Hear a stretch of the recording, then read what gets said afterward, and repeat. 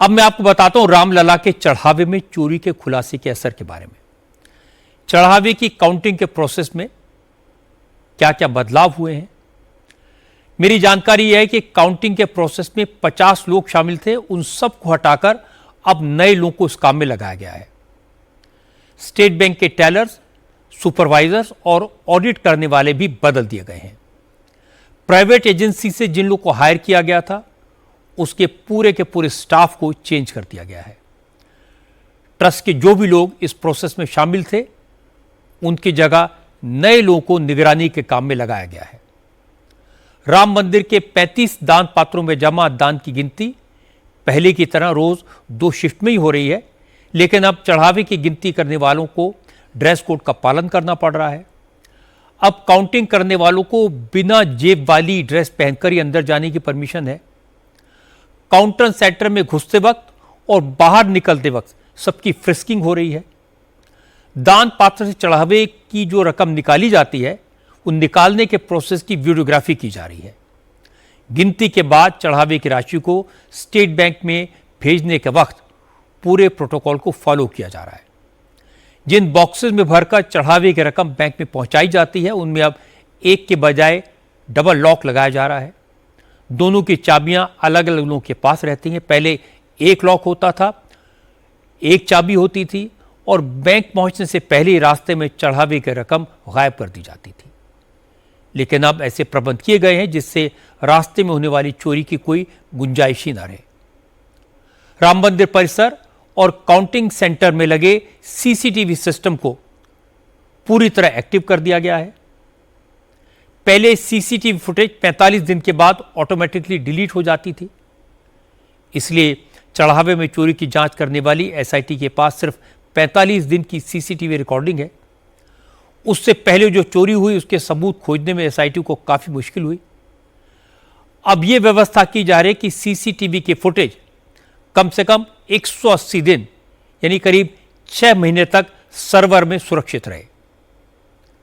हालांकि रामलला के दर्शन के लिए अयोध्या में पहुंचने वालों की संख्या में कोई कमी नहीं आई है, लेकिन अब चढ़ावे की बाकायदा रसीद इशू की जा रही है। दान की पाई का हिसाब रखा जा रहा है। अयोध्या पहुंचने वालों का तांता लगा हुआ है और चोरी को लेकर श्रद्धालुओं की राय अलग अलग है। हालांकि सबका यह कहना है कि भक्तों की आस्था के साथ खिलवाड़ नहीं होना चाहिए था। हम लोग दिल्ली से आए हैं, शर्मा फैमिली है।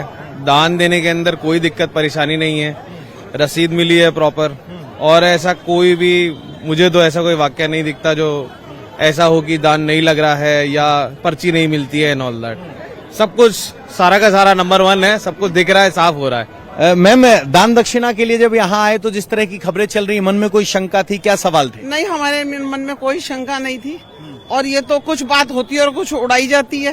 हमारे मन में कोई शंका नहीं, हम तो श्रद्धा से आए हैं, श्रद्धा से किया है, बाकी जो जैसा करेगा वैसा भरेगा। पहले भी दक्षिणा दे चुके हैं, अभी आए तो आप पूरा फैमिली को लेके आए हैं, पूरा ग्रुप है हमारे साथ। तो दान दक्षिणा को लेकर मन में कोई शंका है जिस तरह से खबरें चल रही हैं उसके बाद? ऐसा हमारे मन में कुछ नहीं है, जो जैसा कर्म करेगा वैसा फल मिलेगा। हमको उसमें कोई इंटरेस्ट नहीं है। प्रभु श्री राम में आस्था है? हाँ, बस आस्था, हमको उसमें कोई इंटरेस्ट नहीं है। दान दक्षिणा देते वक्त जब दान पेटी की तरफ हाथ बढ़ रहा है तो मन में क्या चल रहा है, खास तौर पर तब जब इस तरह की खबरें हैं, एक जांच चल रही है?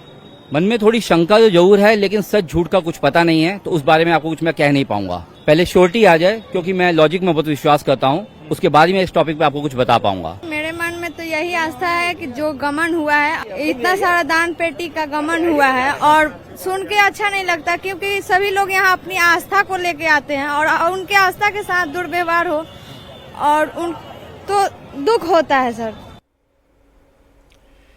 जांच में जो एसआईटी के अफसर लगे हैं, जो सामने आया है उसको देखकर वो भी चौंक गए हैं, हतप्रभ हैं।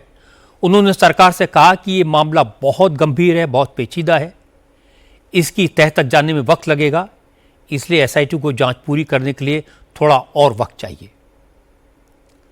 राम मंदिर के चढ़ावे में चोरी का खुलासा कैसे हुआ, चोरी कैसे पकड़ी गई, ये बात पहली बार 4 मई को सामने आई थी। यात्री सुविधा केंद्र के बेसमेंट में जहां काउंटिंग होती है, वहां काउंटिंग खत्म होने के बाद साफ सफाई का काम चल रहा था।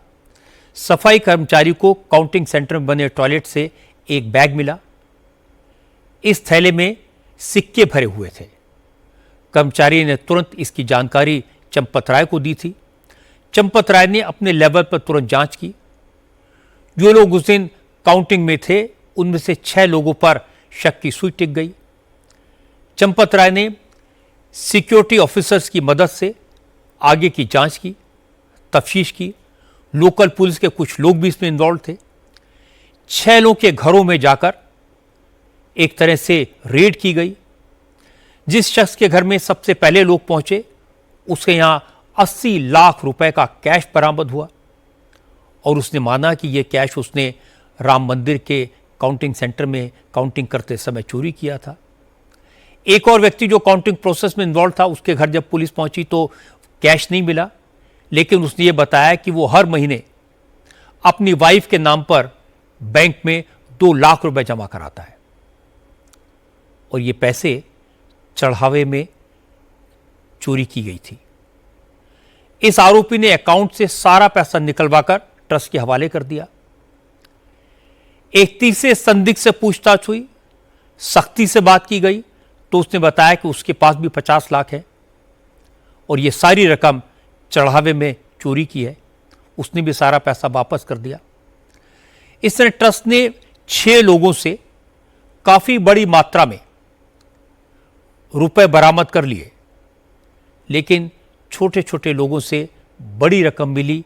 इसलिए आशंका बढ़ गई कि इस खेल में और भी लोग शामिल हैं। और मेरा तो शक यह है कि जो 44 लोग काउंटिंग में शामिल थे पूरे प्रोसेस में, 44 के 44 लोग इस पाप में शामिल हैं। काउंटिंग पर निगरानी रखने के लिए एसबीआई ने जिन लोगों की ड्यूटी लगाई थी वो सारे के सारे लोकल लोग थे, ट्रस्ट के लोगों की जान पहचान वाले थे। इन्हें ट्रस्ट के लोगों ने पर्ची देकर सिफारिश करके रखा था। ट्रस्ट के फाइनेंशियल मैटर्स को अनिल मिश्रा डील करते हैं, चढ़ावे की गिनती से लेकर बैंक में जमा करने तक, और ट्रस्ट के खर्चों का सारा हिसाब किताब अनिल मिश्रा देख रहे थे। इसलिए अनिल मिश्रा की भूमिका की काफी गहराई से जांच की जा रही है। यह सवाल भी पूछा जाएगा कि जब एक प्रोफेशनल सीईओ को अपॉइंट करने का प्रस्ताव और नाम आया था तो उसे क्यों रोका गया? जब मंदिर के हीरे जवाहरात के वैल्यूएशन और सेफ कीपिंग का काम मिंट कॉरपोरेशन ऑफ इंडिया को दे दिया गया था तो उन्हें काम क्यों नहीं करने दिया गया? मिंट कॉरपोरेशन से एग्रीमेंट को किसने अटकाया? बड़ी बात यह कि अभी तक तो सिर्फ चढ़ावे में पैसे की चोरी की जांच हो रही है, लेकिन अभी यह पता ही नहीं है कि रामलला को कितने आभूषण चढ़ाए गए थे और ये सारे गहने कहां चले गए। तमाम ऐसे भक्त हैं जिन्होंने मंदिर के भूमि पूजन से लेकर अब तक रामलला को सोने चांदी के आभूषण अर्पित किए थे। किसी ने गहने दिए, किसी ने चांदी की ईंटें भेजी, किसी ने चांदी के खड़ाऊ, किसी ने चांदी के दीपक दान किए। अब ये सारे लोग जानना चाहते कि उन्होंने राम मंदिर के नाम पर जो दान दिया वो कहां है, कहीं उसकी चोरी तो नहीं हो गई। आज ऐसे कुछ लोग सामने आए, एक दो लोगों की बातें मैं आपको सुनवाता हूं। जैसे मुंबई के राजू मनवानी हैं, उन्होंने बताया कि राम मंदिर में 200 किलो चांदी दान की थी। राजू मनवानी सिंधी समाज के इंटरनेशनल प्रेसिडेंट हैं। उन्होंने बताया कि दुनिया भर में बसे सिंधी समाज के लोगों ने मिलकर चांदी की 200 ईंटें इकट्ठा की थी और राजू मनवानी ने ये ईंटें राम मंदिर ट्रस्ट के जनरल सेक्रेटरी चंपत राय को सौंपी थी। 26 जनवरी 2021 को अयोध्या में इसके लिए बाकायदा एक कार्यक्रम हुआ था, तस्वीरें खींची गई थी, वीडियो रिकॉर्डिंग भी हुई थी। राजू मनवानी ने कहा उन्होंने सपने में भी नहीं सोचा था कि रामलला के दरबार में भी चोरी हो सकती है। इसलिए न तो उन्होंने राम मंदिर ट्रस्ट से इस दान की कोई रसीद मांगी और न ही उनको कोई रसीद दी गई। लेकिन जिन लोगों ने चांदी की ईंटें दान की थी वो अब राजू मनवानी से पूछ रहे हैं आखिर सिंधी समाज के इस चढ़ावे का हुआ क्या। ने चंपत राय जी से कांटेक्ट किया और दिल्ली में उनके घर पे जाकर उनसे मुलाकात की और हमारी इच्छा जताई और डेट हमने फिक्स की कि 26 जनवरी 2021 को हम ये पूरी 200 किलो चांदी जाके उन्हें देंगे। और इरादा था 100-150 का, लेकिन 200 तक पहुंच गए। तो 26 जनवरी को अयोध्या के परिसर में ही उनका कोई हॉल है जहां पे हम लोगों ने ये प्रोग्राम ऑर्गेनाइज किया और करीब करीब 150 से 200 श्रद्धालु साथ में चले। 200 ईंटें दी, क्या उस वक्त क्या कॉस्ट रही होगी? उस वक्त तो करीब करीब 70 to 72,000 पर किलो थी, लेकिन आज देखते हैं तो 300 रुपया, 3 लाख रुपया, आई मीन करीब करीब 6 करोड़ का हो जाता है। खैर एनी हाउ, यहाँ पे कुछ भी लिखा पड़ी उस वक्त हुई नहीं, कुछ तो उन लोगों ने एंट्री की होगी कि भाई 200 ईंटें हैं। नथिंग, उन्होंने लिए, वो पूरे डब्बे थे, एक एक डब्बे के अंदर करीब 40-50 किलो चांदी थी। वो सारे डब्बे काउंट करके वही 200 ईंटें काउंट करके उनके लोग एक गोदाम कहीं रखने का स्टोर था वहाँ लेके चले गए थे। हमने कभी रसीद मांगी नहीं, कहा कि दान दिया है तो दान वो कहीं भी लगाए, हमें कोई एतराज़ नहीं है। लेकिन अब ये जो रोज़ हम टीवी के ऊपर देखने लगे तो सबके दिल में ये लगा कि क्या हमारा दान सही जगह यूज़ हुआ है या मिसयूज़ हुआ है, वो जानने के लिए हम थोड़ा उत्सुक थे। हमने 2-3 बार कोशिश की चंपत राय जी से कांटेक्ट करने के लिए, उन्होंने कहा था जब होगा हम बता देंगे। कुछ हमें ये नहीं लगता कोई मिसयूज़ होगा या क्या, लेकिन अगर गया है तो हम ये जानना जरूर चाहेंगे अब कि ये हमारी श्रद्धा है जो श्रद्धा से दी गई थी, तो क्या उनको सही जगह यूटिलाइज किया गया है कि नहीं किया गया है, वो हम जानना चाहते हैं। That's all. राजू मनमानी जैसे बहुत सारे भक्त हैं और अब तो सब जानना चाहते हैं कि उन्होंने जो दान दिया था उसका सही इस्तेमाल हुआ या नहीं। एक और एग्जांपल आपको देता हूं। Indian Boolean and jewellers association के नॉर्थ इंडिया हेड अनुराग रस्तोगी ने भगवान राम के लिए 3 किलो चांदी का एक दीपक दान किया था। उसके बाद उन्होंने अपने बिजनेस से जुड़े दूसरे लोगों को भी रामलला के नाम पर दान के लिए प्रेरित किया।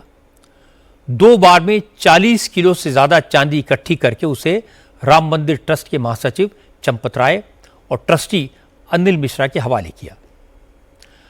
अनुराग ने बताया कि उन्हें तो इस दान की रसीद भी मिली थी। कुछ दिन तक मंदिर में चांदी के इस दीपक का इस्तेमाल भी हुआ था, लेकिन बाद में वो दीपक दिखा नहीं। अनुराग ने कहा उन्हें नहीं मालूम कि चांदी का दीपक ट्रस्ट के पास है या नहीं, लेकिन जब से चढ़ावे में चोरी की खबर देखी है तो उनके मन में भी कई सवाल उठ रहे हैं। हमने भगवान श्री राम जी को एक 3 किलो का दीपक बना करके आदरणीय चंपत राय जी की आज्ञा से वहाँ पे निवेदन किया उनका, और उन्होंने उस निवेदन को स्वीकार किया।